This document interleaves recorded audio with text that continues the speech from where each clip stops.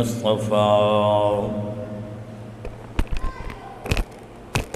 خصوصا على سيد الوراء فكان قاب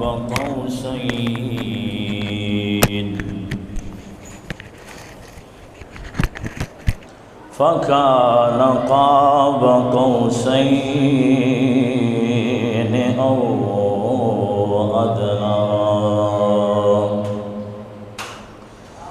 وعلى آله وأصحابه وأزواجه وذرياته أجمعين. أما بعد فأعوذ بالله من الشيطان الرجيم.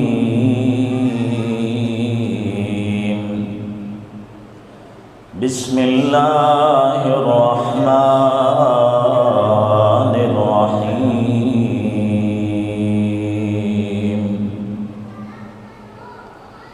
لقد من الله على المؤمنين إذ بعث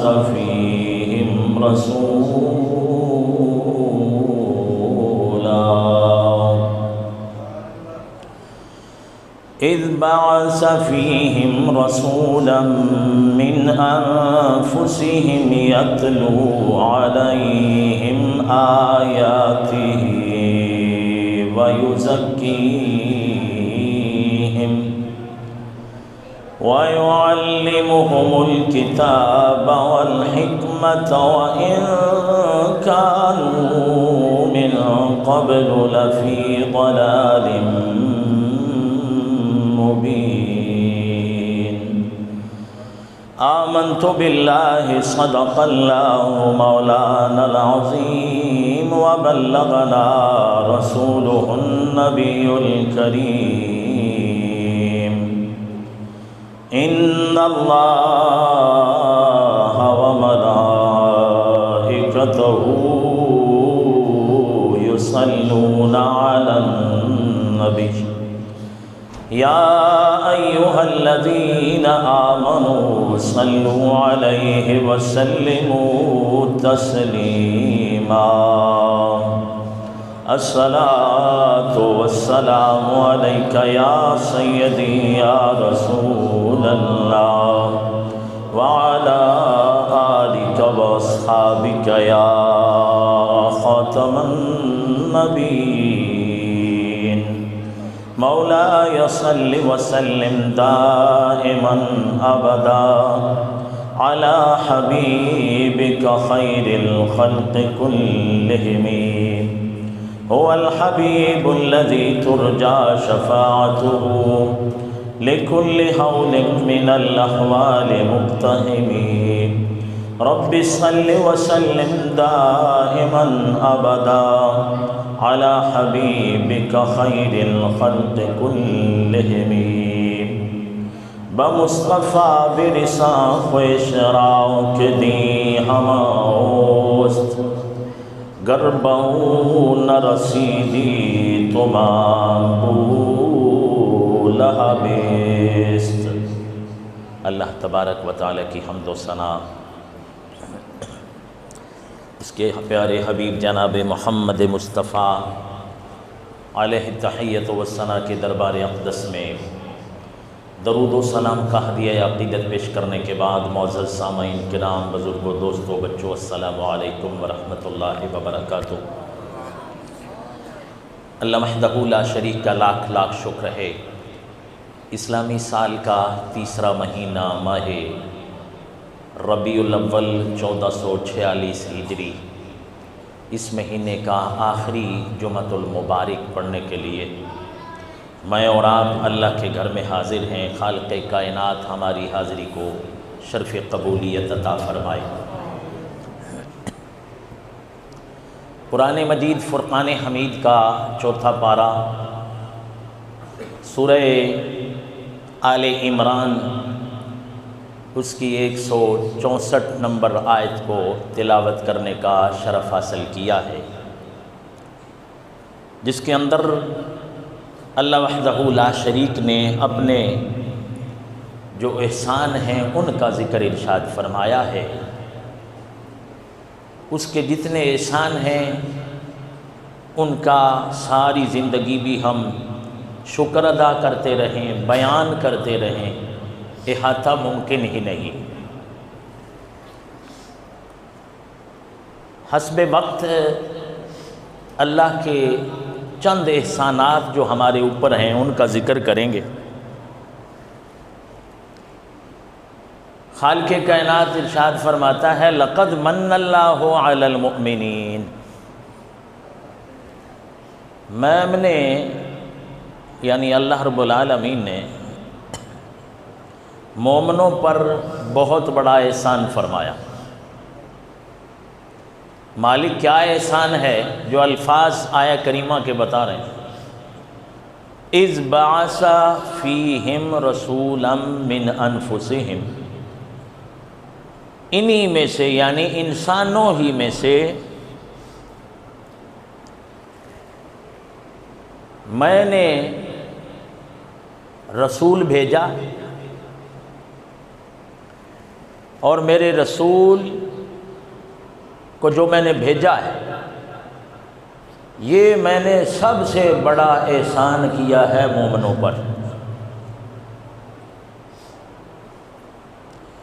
اس احسان کے تذکرے ہم ساری زندگی کرتے ہیں، کرتے رہیں گے، کر رہے ہیں۔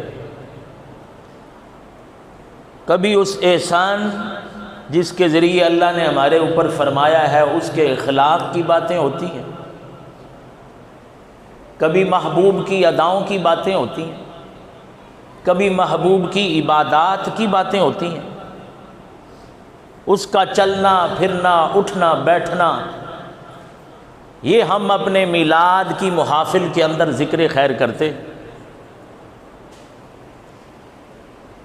تو اس احسان والے نبی کی شان آگے جو اللہ نے بیان فرمائی، فرمایا میرے اس رسول کا جس کو احسان کے طور پر، چونکہ احسان کے اوپر بہت بڑی ہم بات اپنی تقاریر میں کرتے رہتے، اگلے الفاظ جو ہیں ان کے اوپر ہمیں اور زیادہ توجہ چاہیے۔ اب اس رسول کا کام کیا ہے جس کو اللہ نے اپنا احسان فرمایا؟ وہ بھی یہی آیت کریمہ بتا رہی ہے،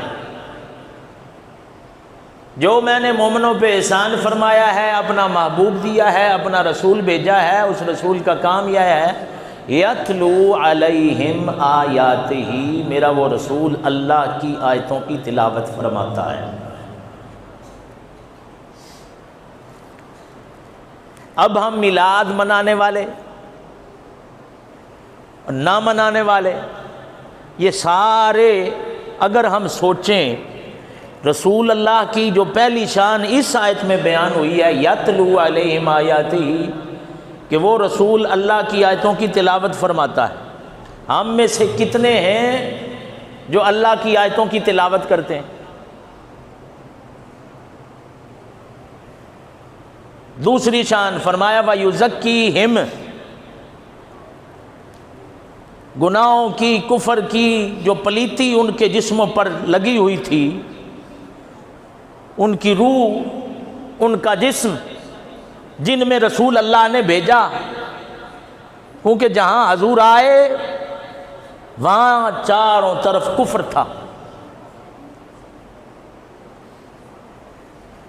جن میں اپنا رسول اللہ نے بھیجا۔ اب رسول اللہ کا پہلا کام یتلو علیہم آیاتہ، اللہ کی آیتوں کی تلاوت فرماتا ہے، وَيُزَكِّيهِمْ، اور ان کو کفر کی پلیتی، گناہوں کی پلیتی سے پاک فرما دیتا ہے۔ اب ہم کیا کر سکتے ہیں؟ ہمارے ہاں قرب و جوار کافر تو کم ہیں، مسلمانوں کی اکثریت ہے۔ اب مسلمانوں پر گناہوں کی جو پلیتی لگی ہوئی ہے اس کو پاک کرنے کے لیے میں نے، آپ نے کیا کردار ادا کیا؟ یہ ذرا ہم سوچیں۔ اللہ کے رسول نے فرمایا کلکم راع و کلکم مسئول عن رعیتہ، ہر بندہ جواب دہ ہے۔ کوئی باپ ہے وہ اولاد کے معاملے میں جواب دہ ہے، اپنے پورے خاندان اہل و عیال کے بارے میں جواب دہ ہے۔ یہ نہیں کہ اسے پوچھا نہیں جائے گا کہ اولاد اگر گناہوں کی آلودگیوں میں پھنستی رہی تو نے کیا کردار ادا کیا ان کو بچانے کے لیے۔ یہ ایک باپ، یہ ایک استاد، یہ ایک پیر جو صاحب شریعت ہے، وہ اس پہ غور و فکر کرے کہ وَيُزَكِّيهِمْ جو رسول اللہ کی شان ہے کہ رسول اللہ نے کفر کی آلودگی سے ان کو پاک کیا۔ اب ہمارے ہاں کافر تو نہیں ہیں، ہم مسلمانوں کو گناہوں کی آلودگی سے پاک کریں گے۔ یہ گناہوں سے کیسے بچایا جا سکتا ہے؟ اپنے ماننے والوں کو، امام مقتدیوں کو گناہوں سے کیسے بچا سکتا ہے؟ استاد شاگردوں کو، پیر مریدوں کو، اسی طرح ایک باپ اپنی اولاد کو۔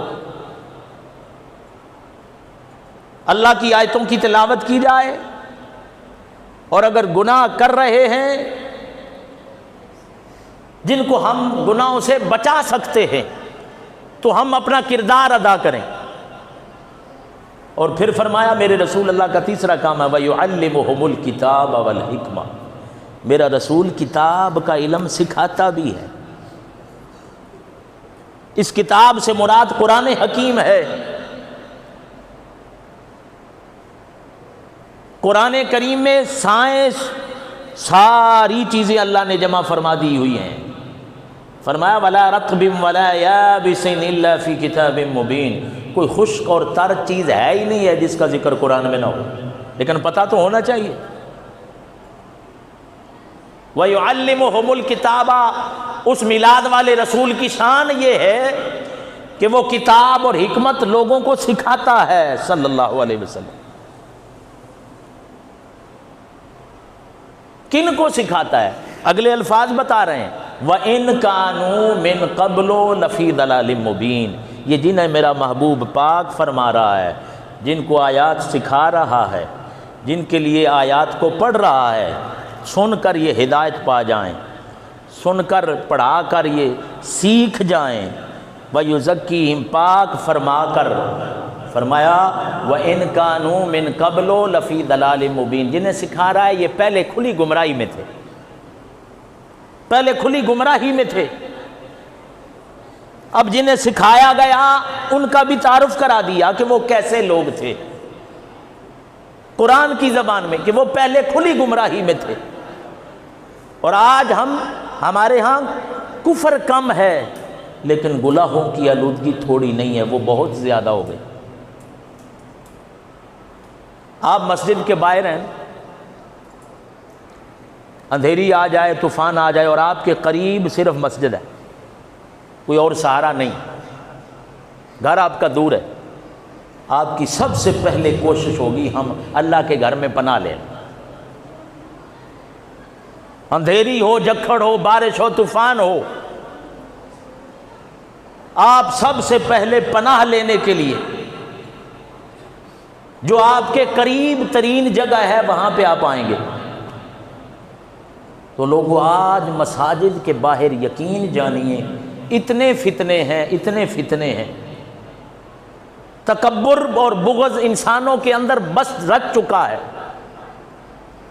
اولاد باپ کو برداشت نہیں کر رہی ہے، بھائی بھائی کو برداشت نہیں کر رہا۔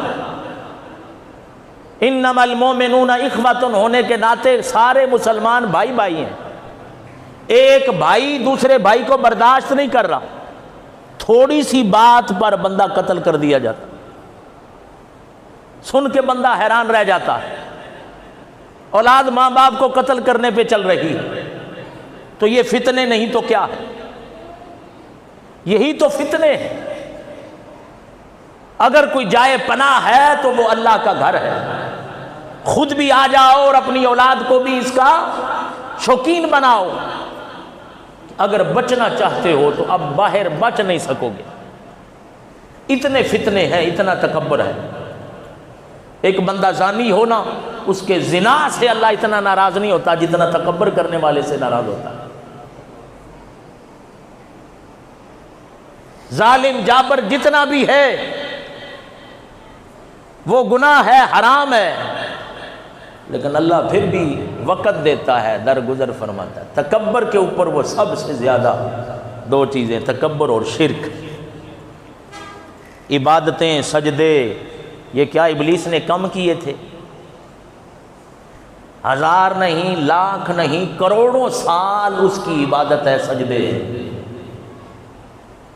اور جنت میں سجدے ہیں۔ کتنی پاکیزہ جگہ پہ وہ رہا اور کروڑوں سال عبادت کرتا رہا۔ جس جماعت میں رہا وہ جماعت بھی فرشتوں کی جماعت تھی، لیکن ایک تکبر اسے مروا گیا۔ آج کچھ پڑھا لکھا ہے، وہ سمجھتا ہے کہ میں ہی ہوں، دوسرا کوئی نہیں۔ کوئی مالدار ہے نا تو وہ سمجھتا ہے میرے جیسا دوسرا کوئی نہیں۔ پیر اپنے دوسرے پیر کو برداشت نہیں کرتا، میں بڑا پیر ہاں، وہ نکا پیر ہے۔ اور ہم جیسے لوگ جو نچلا طبقہ ہیں، ہم بھی سمجھتے ہیں میں میرے نالوں بڑا مولوی، میرے نالوں بڑا قاری۔ یعنی یہ ایک بیماری پھیلتی جا رہی ہے کہ تکبر انسانوں کے اندر آتا جا رہا ہے، برداشت نہیں رہی۔ جب رسول اللہ صلی اللہ علیہ وسلم جس کا ہم میلاد مناتے ہیں، اس میلاد والے کی برداشت کے کیا کہنے ہیں؟ لوگوں نے پتھر مارے نا، حضور نے برداشت کیا، بد دعا نہیں دی۔ حضور سجدے میں تھے، لوگوں نے اوجڑیاں اوپر رکھی جسم پر، حضور نے بد دعا نہیں کی۔ صرف بد دعا کی ہے تو ایک ان کے لیے جن لوگوں نے حضور کی نماز عصر قضا کرا دی۔ غزوہ خندق کا موقع تھا، غزوہ خندق کے موقع پر حضور کی ایک زندگی کی نماز عصر قضا ہو گئی۔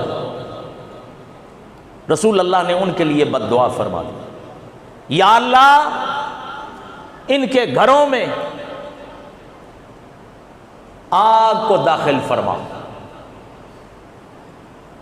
ان کی زندگیوں میں آگ داخل فرما دے، انہوں نے ہماری نماز عصر قضا کرا۔ یعنی امت کو بتانا مقصود یہ تھا کہ لوگوں،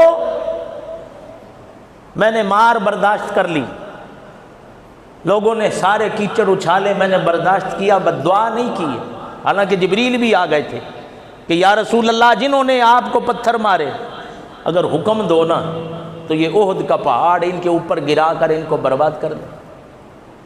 جنہوں نے مکے میں تنگ کیا، یا رسول اللہ حکم آپ دینا، میں فرشتوں کی جماعت لے آتا ہوں، میرے پاس فرشتوں کی فوج ہے۔ حضور نے فرمایا نہیں، یہ جانتے نہیں ہیں، جبریل انہی کی اولاد میں سے اللہ میرے ایمان والے پیدا کرے گا۔ اور ایسا ہی ہوا، حضور برداشت کرتے رہے، لیکن جنہوں نے نماز قضا کروا دی تھی، حضور نے فرمایا اللہ ان کا بھلا نہ کرے اور ان کے گھروں میں اللہ آگ داخل فرمائے جنہوں نے میری نماز عصر قضا کرا دی۔ ہماری خوشی غمی ہوتی ہے، ہم ایک عصر کیا، ہم تو پتہ نہیں کتنی قضا کر دیتے ہیں۔ اچھا یہ کہ بعد میں تو حضور نے پڑھ لی اور ہم قضا کر کے پڑھتے بھی نہیں، اور پھر جان بوجھ کر کہتے ہیں راتی ساریاں پڑھ لیساں کٹھیاں کر کے،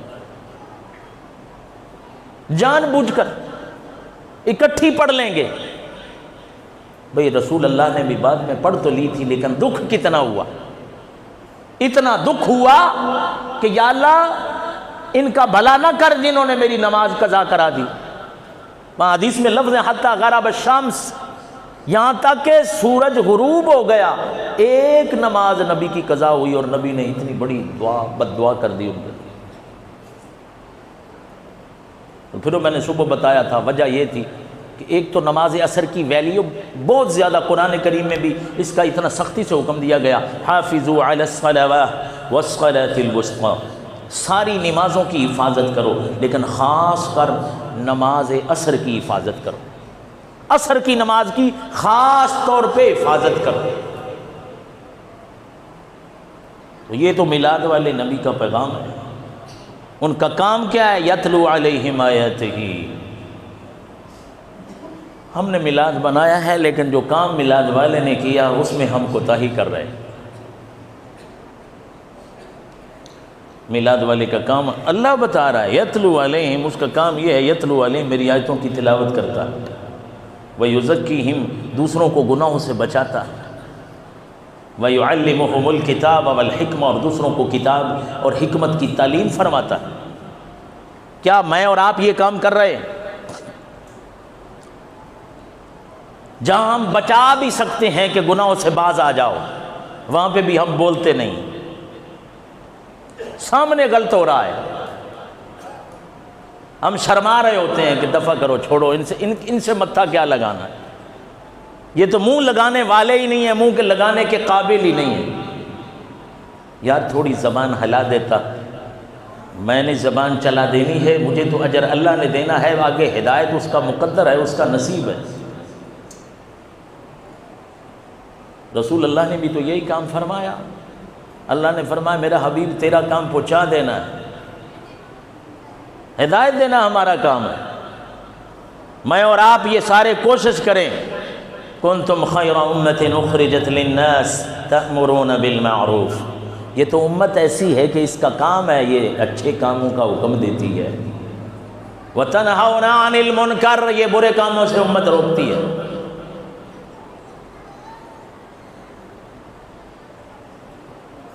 ہماری کتنی مساجد ہیں، میلاد کی محفلیں ہوئیں، حسب توفیق ہم نے لنگر پکائے، بہت اچھی بات، لیکن اتنی محفلوں کے بعد کیا ہم نے ایک نمازی بھی مسجد میں لا پائے؟ وہی پرانے ساتھی ہیں، وہ ایک دن آتے ہیں باقی چلے جاتے ہیں۔ کیا یہ میلاد ہے؟